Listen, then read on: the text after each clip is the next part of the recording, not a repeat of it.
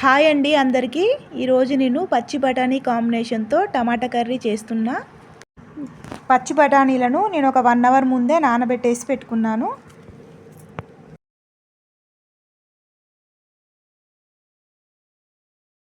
Stove మీద ఒక pan పెట్టుకొని సరిపడంత ఆయిల్ పోసుకోవాలి.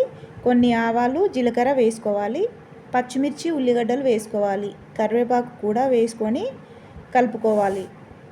కొంచెం సేపు ఫ్రై అయిన తర్వాత అల్లం వెల్లుల్లి పేస్ట్ వేసుకోవాలి. పసుపు వేసుకొని ఒకసారి అంతా కలుపుకొని పచ్చి బఠానీలు వేసుకొని పచ్చి వాసన పోయేంత వరకు ఈ పచ్చి బఠానీలను ఫ్రై చేసుకోవాలి. మనము ఈ బఠానీలను ఎంతసేపు ఫ్రై చేసుకుంటే అంత టేస్టీగా ఉంటుంది కర్రీ, పచ్చి వాసన అనేది ఉండదు. పచ్చి బఠానీలు ఫ్రై అయిన తర్వాత ఇప్పుడు టమాటా పీసెస్ వేసుకొని ఒకసారి మొత్తం కలుపుకోవాలి.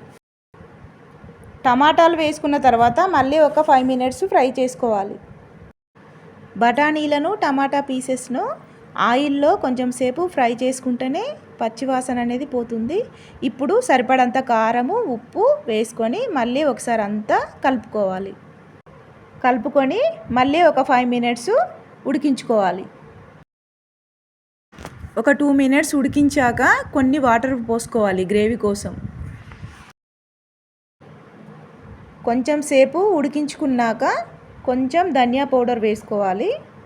ధనియా పౌడర్ వేసుకొని ఈ వాటర్ అన్నీ ఇంకిపోయినాక లాస్ట్లో ఫైనల్గా కొత్తిమీర వేసేసుకుంటే పచ్చి బఠానీ టమాటా కర్రీ రెడీ. ఈ కర్రీ పూరితో అయినా, చపాతీతో అయినా, రైస్తో అయినా చాలా బాగుంటుంది. చాలామంది లైక్ చేస్తారు ఈ కర్రీని. నేనైతే ఈ కర్రీని పూరితో సర్వ్ చేసుకుంటున్నా. ఈ కర్రీ మీకు నచ్చినట్లయితే ఒక లైక్ వేసుకోండి, కామెంట్ చేయండి.